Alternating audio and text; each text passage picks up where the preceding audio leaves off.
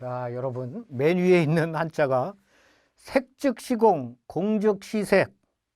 아시죠? 영화 제목이 아니야. 영화 제목으로 생각하는 사람들 있을 때. 영화 제목이 아니야.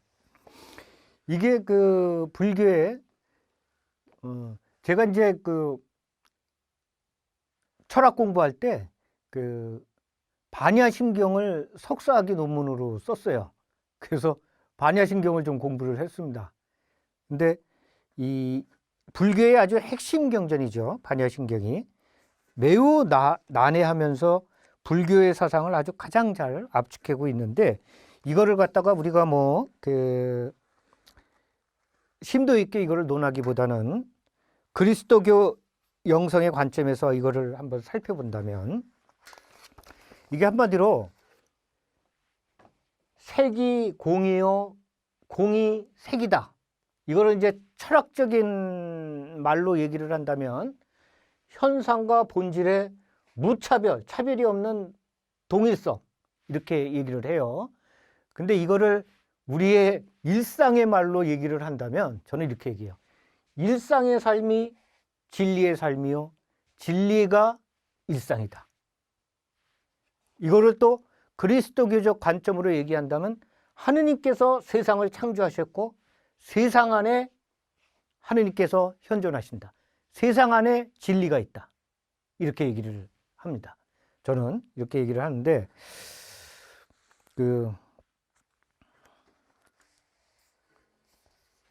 만약에 우리가 하느님 영역 밖에 존재한다고 그러면 하느님은 전지전능하신 분이다라는 말 자체가 모순이 되죠.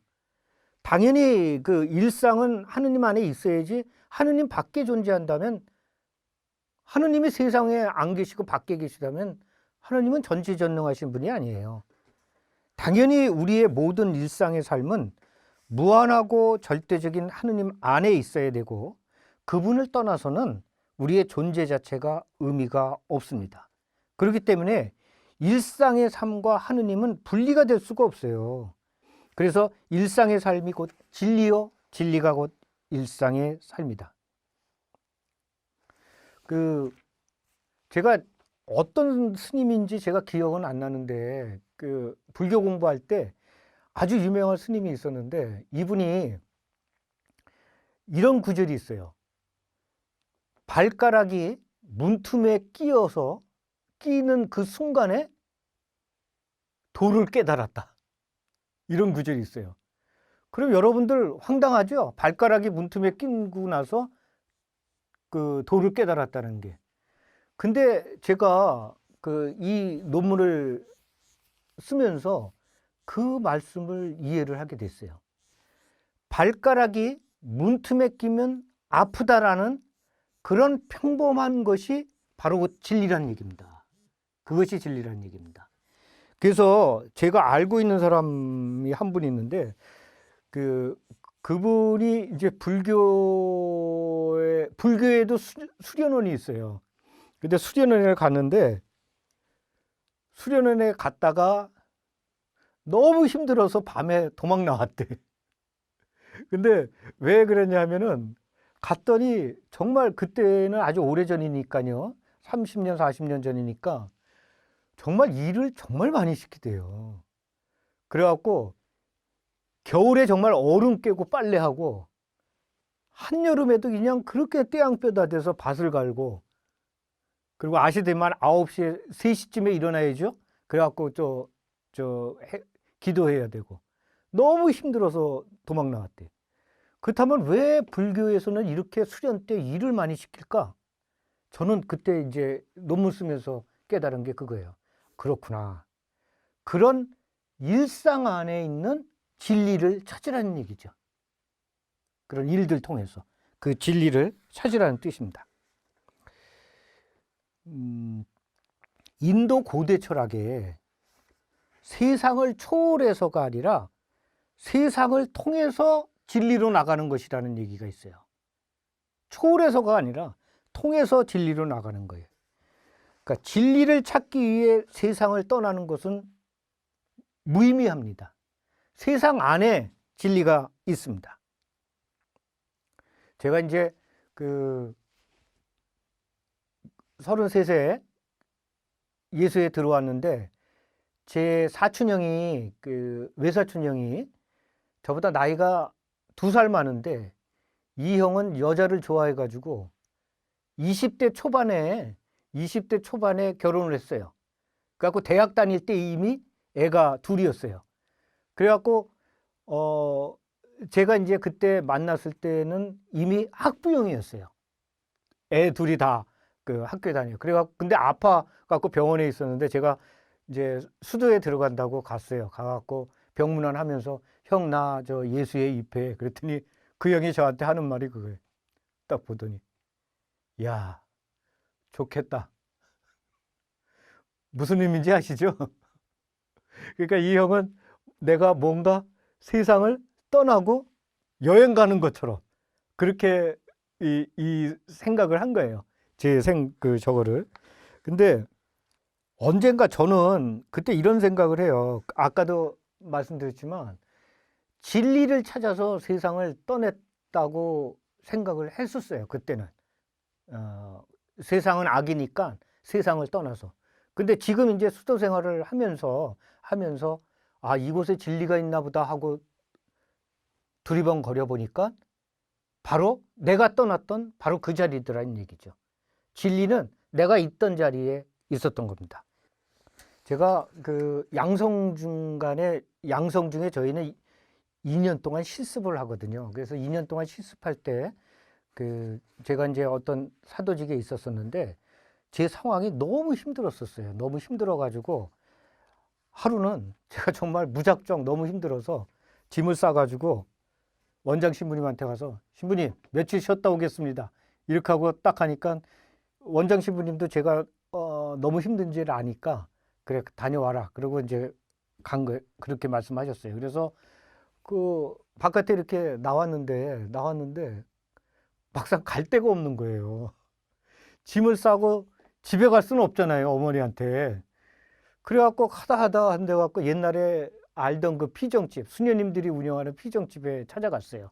가서 수녀님, 제가 좀 힘들어서 그러는데 며칠 좀 쉬겠습니다. 그래갖고 했더니 그렇게 하라고. 그래서 그날 저녁 때 이제 성당에서 이제 기도를 했어요. 기도를 하면서 갑자기 제가 너무 부끄러운 생각이 들었어요. 왜냐하면 제가 있던 바로 그 자리가 너무 힘드니까 그 자리를 탈출해서 좀 더 한적한 곳에 가서 피정집에 가서 기도하면서 하느님을 만나려고 기도 중에 하고 피정집을 간 거였었어요. 근데 피정집에서 기도하는 순간 깨달았어요. 정작 하느님은 이 피정집에 있는 것이 아니라 내가 떠난 바로 그 자리에 계셨어요. 내 문제 안에, 내 일상 안에 하느님이 현존하고 계신데 내가 하느님을, 그런 현존하시는 하느님을 떠나서 내가 지금 엉뚱한 곳에 가서 하느님을 찾고 있구나 라는 생각을 했어요. 그래서 너무 부끄러워서 그 다음날 그냥 다시 짐 싸갖고 돌아갔어요. 그랬더니 원장 신부님이 아니 며칠 쉬었다 오지 왜 지금 왔어? 그런 얘기를 하더라고요. 하느님은 바로 제가 있던 그 자리, 제 문제 안에 계셨던 겁니다. 피정집에 계시지 않았던 거죠. 사실 도를 찾아 세상을 떠나도 우리는 결국 일상을 만납니다.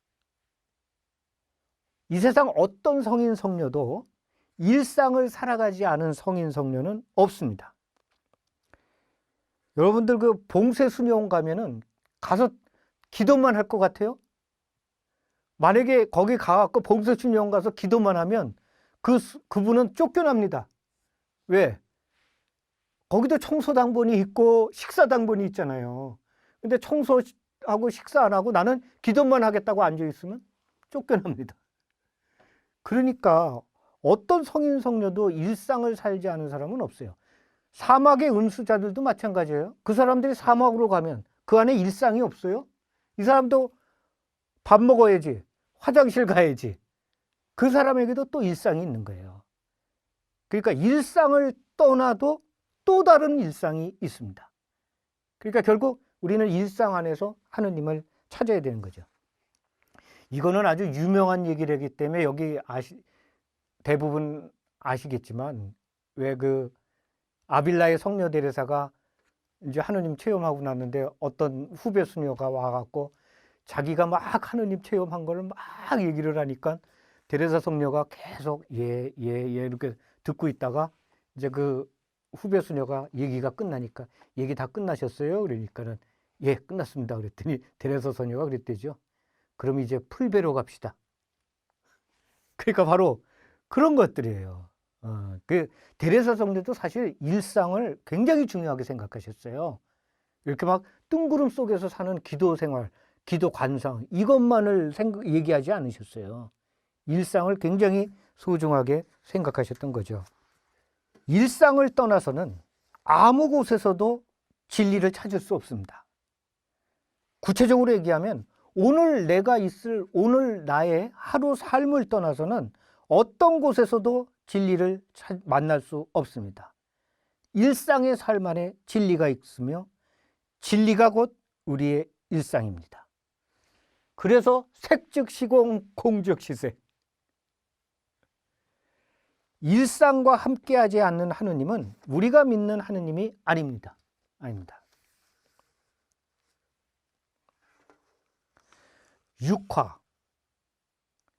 육화라는 사건은 우리 그리스도교의 영성이면서 하느님의 영성입니다. 유대교와 이슬람교에서도 하느님을 믿지만 결코 육화라는 사건을 영성을 찾아볼 수가 없습니다. 그래서 우리도 그리스도교의 영성을 찾는다면 우리는 하느님이 세상으로 육화하셨던 것처럼 우리도 세상에 육화해야 됩니다. 그것이 그리스도의 영성입니다. 육화해야 됩니다. 우리 신부님 중에 한 분이 그 캄보디아로 선교를 떠나는데 그때 이한택 주교님이 한테 가서 인사를 하러 갔더니 이한택 주교님이 아주 멋있는 말씀하셨어. 제가 캄보디아로 갑니다. 그랬더니 이한택 주교님이 그 신부님한테 이렇게 얘기하더래요. 캄보디아에 가서 육화하십시오. 바로 그겁니다. 예수님께서 하느님이 세상에 육화하신 것은 우리 중에서도 보면은 그 선교사로 가가지고 마치 나는 주는 사람, 베풀어 주는 사람, 너는 받는 사람. 그래갖고 내가 그 사람들 위해 군림하면서 선교를 할 수도 있죠. 근데 그렇게 선교가 아니라 그 사람들 안에 육화하라는 거죠. 바로 이게 하느님께서 육화하신 그 사건이고 우리 그리스도교의 영성이에요. 바로 그게 그리스도교의 영성이에요. 그래서 우리의 영성이나 신학적 지식이 단지 하늘에 머물러 있으면 안 됩니다. 우리는 일상 안으로 육화해야 됩니다. 내 삶 안으로 육화돼서 내 일상의 삶에 자리해야 됩니다. 복음이 내 일상으로 육화되지 않으면 마테오복음 7장 26절 모래 위에 집을 짓는 것입니다. 여러분들이 강연 많이 듣잖아요. 강연 많이 듣는데 그것이 내 생활로 육화하냔 말이죠. 근데 그리스도교의 영성은 육화를 해야 돼. 근데 그냥 강연 듣고 끝난다. 이것이 내 생활에 육화되지 않는다. 그러면 우리는 그리스도교의 영성을 사는 게 아니란 말이에요. 육화돼야 돼. 반드시 내 일상에 복음이 의미로 다가와야 됩니다. 일상은 하느님께서 창조하셨습니다. 일상 자체가 당신의 거룩한 성스러운 계획입니다. 따라서 우리는 일상의 삶을 통해 하느님의 뜻을 이 세상에 구현하는 것이고 성자께서도 몸소 인간이 되시어 우리의 일상의 삶으로 들어오셨던 이유도 바로 그것입니다. 바로 그것입니다.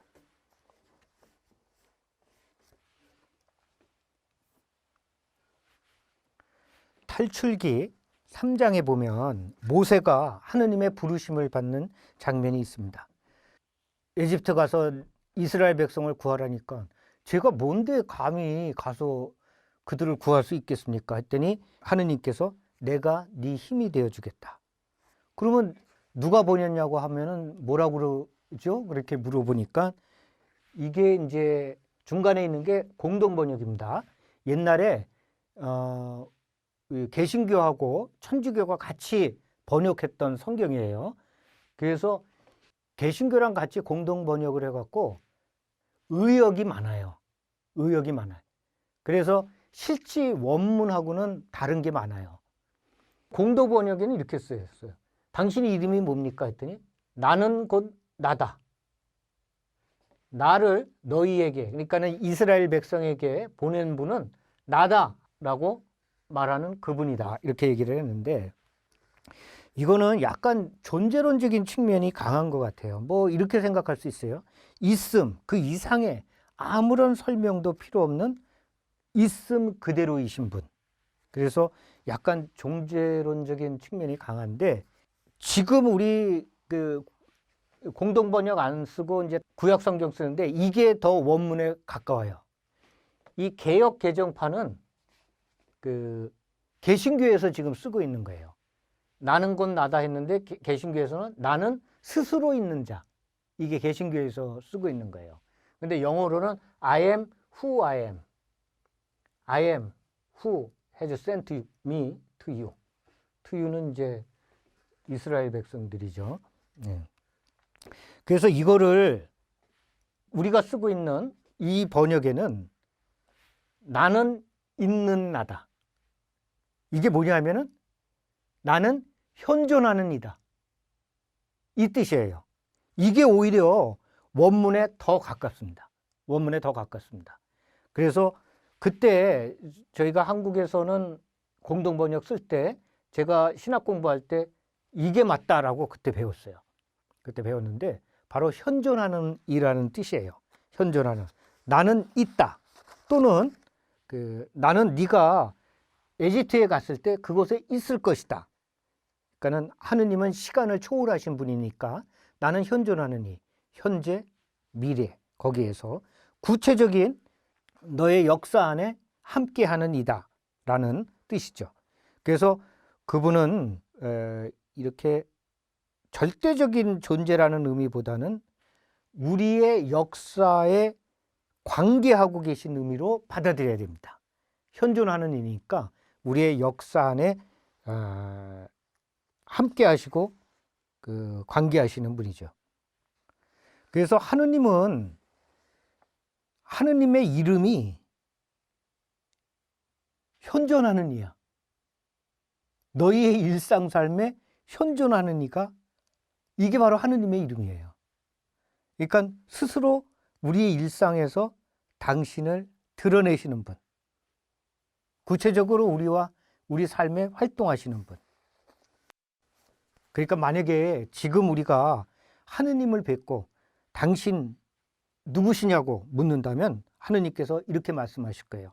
나는 너희들의 구체적인 삶 속에서 늘 너희와 함께하면서 너희를 위해서 항상 일하는 이다.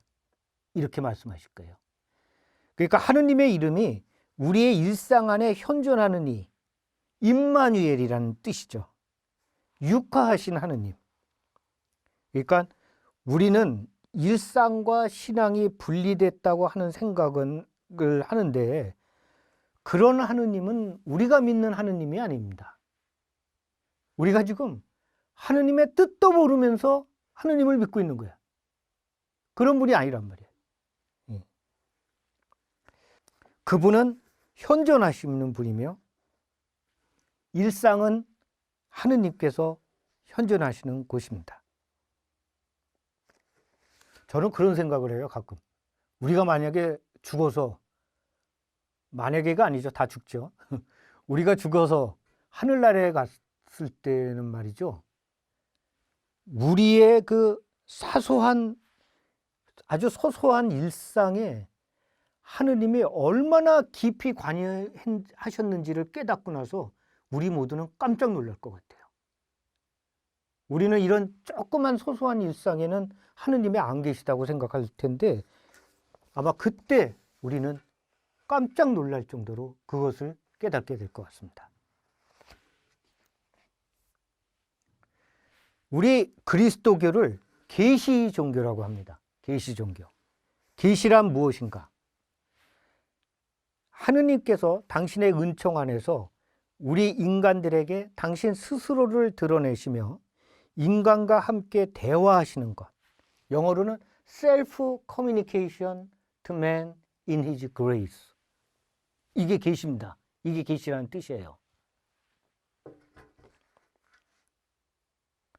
구약 성경은 말이죠. 예언자들을 통해 이스라엘에게 당신을 드러낸 역사를 성경 편집자들이 정리한 것이죠. 성경이 언제 쓰여졌는가를 주목해야 됩니다. 성경은 바빌론 유배 이후에 써졌습니다. 구약 성경. 그래서 이스라엘 백성들이 자신들의 그 지나온 역사를 구세사적인 관점에서 재조명해서 정리한 게 구약 성경입니다. 여러분들, 천지창조 때 누가 옆에서 받아쓰기 한 사람 없죠? 아무도 없습니다. 그러니까 구약 성경은 바빌론 유배 이후에 이스라엘 백성들의 신앙 고백서입니다. 이게 단순한 신문 기사가 아닙니다. 신문 기사가 아니에요. 신문 기사가 아니에요. 그래서 이스라엘 백성이 왜 하느님께서 이스라엘에게 이런 고통을, 고난을 주셨는가, 이거를 성찰했던 것입니다. 성찰하고 썼던 책입니다. 저는 이런 생각을 하는데, 광야에서 말이죠, 모세가 이스라엘 백성들을 이끌고 광야를 헤맬 때 성경에 보면은 불기둥이 일어서 이스라엘 백성들을 인도했죠. 저는 그것을 만약에 신문 기자가 그 현장에 있다면 이렇게 썼을 거예요. 이스라엘 백성들이 광야를 헤맬 때 광야에는 회오리 바람이 일었다. 이렇게 썼을 거예요. 신문 기자들은. 근데 그것을 신앙의 눈으로 바라봤을 때는 하느님이 나를 이끄시는 불기둥인 거예요. 불기둥인 거예요. 바로 그런 것들이에요. 물론 성경이 그냥 써진 게 아니라 우리는 잘 알죠. 성령의 영감을 받아서 쓴 거죠. 예, 그렇게 쓴 거죠. 그래서 왜 이런 말씀을 하냐면, 신앙의 눈으로 자신들의 과거를 성찰하고 이렇게 기록한 거, 바로 이거, 여기에 중요한 포인트가 있습니다. 우리의 삶을 신앙의 관점에서 성찰하고 재조명하면서 우리의 삶 안에 구체적으로 현존하시는 하느님의 뜻을 찾는 것, 바로 이것이 Finding God in our ordinary life죠. 그래서 이스라엘 백성은 그 현존하시는 하느님의 뜻을 성경을 정리하면서 성찰하였던 겁니다. 그러니까 우리 역시 하루 삶 속에서 구체적으로 현존하시는 하느님의 뜻을 찾고 성찰을 해야 됩니다. 그때 비로소 우리는 하루 일상 중에 나를 이끄시는 하느님의 불기둥을 볼 수가 있습니다. 이것이 바로 우리 영신수련에서 얘기하는 양심성찰이에요. 우리가 양심성찰을 하는 이유가 신앙의 관점에서 내 하루의 일상을 돌아보면서 언제 하느님께서 나와 함께 하시고 나를 어떻게 인도하셨는가, 바로 그 모세의 불기둥을 찾는 거죠. 그때 이제 나를 이끄시는 하느님의 불기둥이 보이는 거예요. 이게 바로 양심성찰입니다. 그리고 Finding God in our ordinary life. 그러니까 그냥 오늘 뭘 잘못했지, 오늘 뭐 잘했지, 이거 성찰만 하는 게 아니라 내 일상 안에 하느님의 그 뜻을 찾아가는 것이죠. 구약 성경 편집자들도 바로 이렇게 그 구약 성경을 정리를 한 것입니다. 하느님은 세상과 단절되어 계신 분이 아니라 끊임없이 자신의 현존을 우리의 구체적인 삶의 현장을 통해 당신 스스로를 드러내십니다. 우리의 삶은 하느님께서 우리와 대화를 나누는 장입니다. 그래서 우리 일상의 삶을 신앙의 눈으로 성찰하고 바라본다면 끊임없이 우리를 부르고 계시는 하느님의 말씀을 들을 수가 있는 것이죠. 이것이 곧 예언자의 눈으로 일상을 살아가는 것입니다. 성경도 바로 이렇듯 자신들의 그 경험을 신앙의 눈으로 재조명하고 성찰했던 것이죠.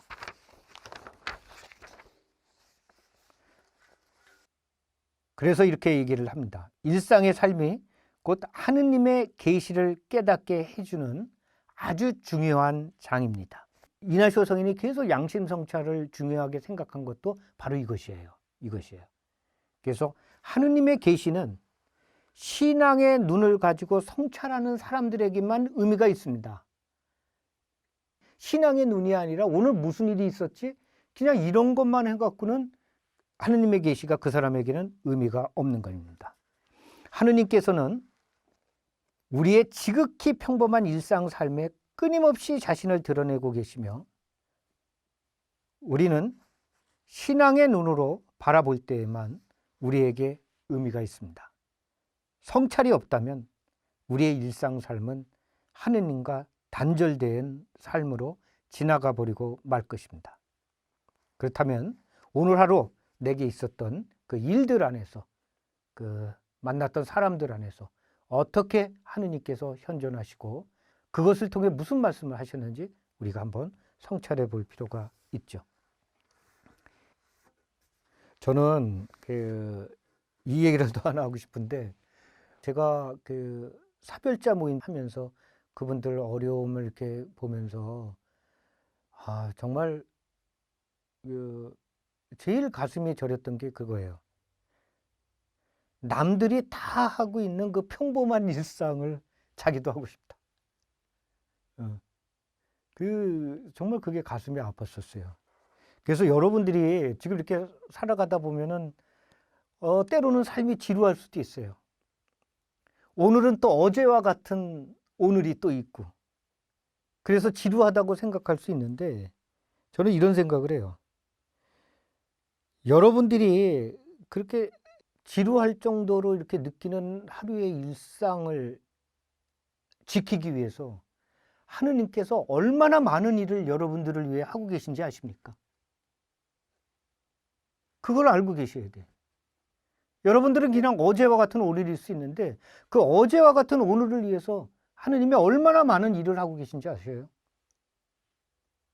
정말 이렇게 아픔과 상처 속에 지내는 사람들 보면 그런 생각이 들더라고요. 그런 생각들이. 제가 오래전에 그 로마에서 오신 분을 포함해서 이 11개국에서 17명이 참여하는 기도의 사도지 아시아 및 그 오세아니아주 담당자 회의가 서울에서 있었습니다. 국제회의였지만 뭐 거의 혼자 제가 주관을 해야 되기 때문에 굉장히 그 시작부터 끝까지 전체적인 진행과 회의 진행에 따른 그 잡일들을 제가 다 했었어요. 그러니까 공항에서 회의장까지 안내, 회의장 준비, 자료 복사, 필기구 구매, 간식 구매, 뭐 안내문 만들기, 뭐 이런 것들, 그리고 진행에 따른 전반적인 일들을 제가 대체해야 되기 때문에 일주일 내내 긴장하는 시간을 가지면서 지냈어요. 그게 굉장히 많이 힘들었어요. 근데 문득 제가 이런 생각을 했어요. 내가 이 회의를 잘 준비해서 좋은 회의가 되고 좋은 결과를 얻어 이 사람들이 본국에 돌아가서 이 사도직에 더 잘 봉사할 수 있다면 제가 이 회의를 잘 준비하는 게 하느님의 영광이죠. 이거는 뭐 의심의 여지가 없죠. 그렇다면 이 회의를 잘 준비하기 위해서 제가 해야 할 일은 무엇인가 라를 생각해 보니 앞서 언급한 바와 같이 아주 사소하고 평범한 일상의 것들이었습니다. 제가 간식 준비하러 마트 가서 과자하고 사탕 샀습니다. 문방구 가서 사무용품 사고 자료 복사하고 이름표 만들기 위해서 혼자 가위질하고 회의장 의자 날르고 공항까지 2시간 동안 왕복 2시간을 운전을 하고, 그리고 또 관광도 있어야 되잖아요. 그래갖고 시내 관광하려고 여행사에 전화해가지고 좀 깎아달라고 또 가격 흥정하고, 그리고 또 이 관광할 때는 인사동 모시고 가갖고 자, 거기 여기서 관광하세요. 그러고 하시고 나서 그렇게 말하고 나서 제가 그 앞에 있는 조그만 그 광장에 그냥 혼자 그분들이 올 때까지 혼자 1시간 동안 우두커니 앉아 있었어요. 근데 이렇게 우두커니 앉아 있는 것조차 이 회의를 잘하기 위해서 제가 한 일이에요. 제가 한 일인 거예요. 이 모든 것이 하느님의 영광이라는 걸 확신하게 됐어요. 이 모든 잡일들이 하느님의 영광이었던 거죠. 그러니까 여러분들이 이제 레지오 마리아 활동 같은 거 하면은 가서 기도만 하는 게 아니라 청소하고 막 이러잖아요. 그런데 청소하고 이러는 것조차도 이런 본당 활동에서 과자 사러 가고, 그 똑같죠, 저랑? 과자 사러 가, 간식 구매하러 가고 이런 것들이죠. 그러니까 문제는 그거를 의식하는가, 바로 그게 문제예요. 만약에 제가 회의를 준비하면서 회의 자체만 생각했다면 저는 그냥 일을 한 것입니다. 일을 한 것입니다. 그러면 마트 가서 과자 사고 사탕 살 때 제가 짜증이 날 수도 있을 거예요. 짜증이 날 수도 있을 거예요. 그러니까 바로 아까 제가 얘기한 인텐션, 어텐션, 바로 이게 여기서 쓰는 말이에요. 인텐션, 어텐션. 지향을 갖고 과자 사는 일에 집중하는 거예요. 과자 사는 일, 사탕 사는 일에 집중하고. 제가 처음에 와갖고 제가 행정일을 했다고 그랬잖아요. 그랬는데 이제 그 행정일을 하고 있는데 수도에 내에서 장례식이 있었어요. 장례식이 있어갖고 제가 이걸 잘 준비하려고 그 옛날 이전 자료를 찾아가지고 계속 이렇게 막 줄쳐가면서, 아, 신장갑은 이때 몇 개가 필요하고, 꽃은 어디서 구매하고, 장지에서 어떤 식사를 해야 되고, 막 차량은 어떻고, 이렇게 막 줄을 치면서 공부하고 있어요. 그래서 근데 마침 어떤 신부님이 지나가다 지금 뭐해요? 그래서 공부하고 있어요. 그랬더니 아니 뭐 그런 걸 공부해요? 그러는 거예요. 근데 순간 갑자기 제가, 그러네, 내가 왜 수도원 와서 이런 일을 하지? 왜냐하면 제가 직장 다닐 때 한 일하고 별로 차이가 없는 거예요. 차이가 없는 거예요. 그렇다면 나는 왜 수도원에 들어왔는가? 그러니까 그야말로 저도 말이죠. 그 낙엽 쌓이는 그 낙엽 내리는 그 피정집 벤치에 앉아서 고상하게 영적 독서를 하면서 묵주기도를 하고 이래야지. 아니 왜 여기 앉아서 장지에서 식사를 육개장을 할 것인가, 해장국을 할 것인가, 왜 나는 이런 거 가지고 고민을 해야 되는가, 그런 생각이 문득 들었던 거예요. 근데 아시지만 이 모든 것들이 하느님의 영광을 위한 일이잖아요. 그러니까 내가 이걸 해장국이 맛있을까, 육개장이 맛있을까, 이렇게 고민하는 것 자체가 하느님의 영광이란 말이에요. 그렇죠? 그리고 그 고민을 할 때는 하느님 생각을 안 할 수도 있어요. 왜냐하면 인텐션을 갖고 어텐션 해야 되니까. 그죠? 그러니까 바로 그런 것들이에요. 우리는 하느님의 영광을 위해서 무슨 대단한 사랑을 실천하거나 남들이 하지 못하는 대단한 희생을 했을 때 하느님의 영광을 드린다고 생각할 수 있습니다. 그러나 일상의 평범한 일들이 모두 하느님의 영광이 될 수 있습니다. 평범한 일상의 것들을 통해 우리는 하느님께 영광을 드리는 거죠. 그러니까 제가 이 회의를 준비하면서 과자 사고, 운전하고, 복사하고, 사람 기다리고, 이 모든 것들의 지향은 분명 하느님의 영광입니다. 밀떡과 포도주가 한낱 밀가루입니다. 한낱 술입니다. 근데 이런 것이 홍채성사를 통해서 거룩한 예수님의 피와 몸으로 변모합니다. 변모합니다.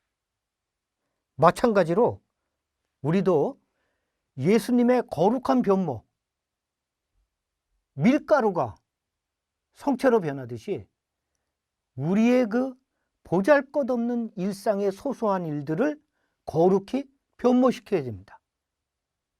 바로 이런 것들이 평신도들이 일상 안에서 성체 성사적인 삶을 살고 평신도들이 그 2차 바티칸 공의회에서는 세례받은 모든 평신도가 사제라고 했어요. 그러니까 바로 이렇게 거룩히 여러분들의 일상을 변모시키는 이 사건 자체가 평신도 사제직입니다. 여러분들이 일상에서 희생제사를 통해서 사제로서 거룩히 변모시키는 겁니다. 변모시키는 겁니다. 소아데레사 성녀는 이 소아데레사 성녀가 기도의 사도직 회원이셨어요. 근데 소아데레사 성녀가 일상의 소소한 것들을 아주 소중히 여기시죠. 바로 그것이 기도의 사도직의 영성입니다. 소아데레사의 성녀가 어렸을 때 기도의 사도직 회원이었기 때문에 기도의 사도직 그 영성에 영향을 받으셨으리라 생각이 돼요. 데레사 성녀가 말입니다. 24살에 돌아가셨어요. 근데 교회 박사셔요. 왜 박사일까? 소아데레사 성녀는 일상에 우리가 봤을 땐 쓰잘데없어 보이고 짜잘한 것들을 통해서 하늘나라로 가는 방법을 우리에게 알려주신 분이에요. 소아데레사 성녀가. 그래서 사실 그래서 너무나 그 소소한 것들을 했기 때문에 성녀가 그렇게 영적인 삶을 사는지 나중에 그 영적 일기를 보고 한 거예요. 거기 보면은 그 읽어보신 분들은 알겠지만 그 기도할 때 이렇게 등받이를 하면은 편안하잖아요. 근데 등받이를 안 하고 나는 좀 허리 아프지만은 이렇게 앞으로 당겨서 이 고통을 갖고 연옥 영혼들의 구원을 위해서 나는 이렇게 이 자세로 기도하겠다. 그러니까 우리가 봤을 때는 아주 쪼잔해 보이잖아요. 그리고 왜 빨래를 이렇게 막 하면은 빨래 틀 때 이렇게 비눗방울이 막 튀면 그 옆으로 이렇게 좀 비끼면 되잖아요. 근데 성녀는 그 앉아갖고 그 비눗방울 튀는 걸 갖고 난 그냥 이거를 죄인들의 회개를 위해서 나는 이거를 맡겠다. 이러고 있는 거예요. 그러니까는 우리가 일상적으로 봤을 때는 정말로 아주 쪼잔한 것들이에요. 근데 바로 이 성녀가 그런 일 때문에 성녀가 되신 거예요. 바로 그러니까 그런 사소한 거 갖고 어떻게 천국으로 가는지를 보여주신 분이 소아데레사 성녀인 거예요. 그것도 영적 일기를 보기 전에는 그분이 그렇게 산지를 몰랐던 것만이다. 그래서 저도 제 영적 일기를 안 버리고 두려고 내 후배가 나중에 찾아보라고. 일상의 소소한 일들도 모두 하느님께서 내게 맡기신 소명입니다. 결코 크고 위대한 일들만이 하느님께서 내게 주신 게 아니라 바로 이 모든 것들이 하느님께서 내게 주신 소명입니다. 그러니까 이 얘기는 오늘 우리가 이 강연이 끝나고 오늘 내가 마주하는 오늘의 하루의 일상은 하느님께서 내게 주신 소명인 겁니다. 그게 아무리 작고 보잘것없고 소소해 보여도 바로 그런 것입니다. 우리 일상 안에는 그 같은 하느님의 영광이라는 금은 보화가 가득 묻혀 있습니다. 우리가 이거를 의식하지 못할 때는 그저 묻혀 있는 채로 지나치지만 그것을 의식할 때는 우리는 오늘 하루 내 일상 삶 속에 있는 보석들을 하나가득 찾을 수 있습니다. 그러니까 사실은 우리 일상 안에 얼마나 많은 금은 보화가 있는지 모릅니다. 근데 우리는 그거를 스쳐 지나가고 있을 뿐입니다. 아주 작은 곳에 보잘것없는 곳에 금은 보화가 있습니다. 바로 여러분들의 일상 안에. 하여튼 여러분들이 그 평범한 일상 안에 현존하시는 하느님을 찾으시고 또 그 안에 있는 진리를 찾으시고 바로 그런 평신도의 영성을 여러분들이 함께 살아가실 수 있기를 바라겠습니다. 영광송으로 마치도록 하겠습니다. 영광이 성부와 성자와 성령께 처음과 같이 이제와 항상 영원히 아멘. 성부와 성자와 성령의 이름으로 아멘. 예, 감사합니다.